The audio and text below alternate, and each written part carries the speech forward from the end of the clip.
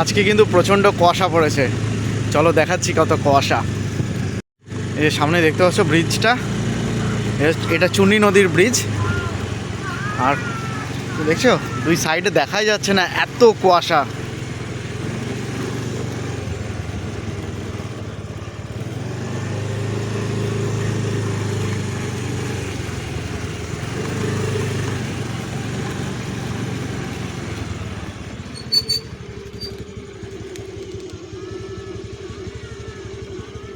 আজকে খুব কুয়াশা, আর এখন প্রায় বেলা 9:30 বেজে গেছে, এখনও কিন্তু মানে ওয়েদার ক্লিয়ার হয়নি, এত কুয়াশা রয়েছে।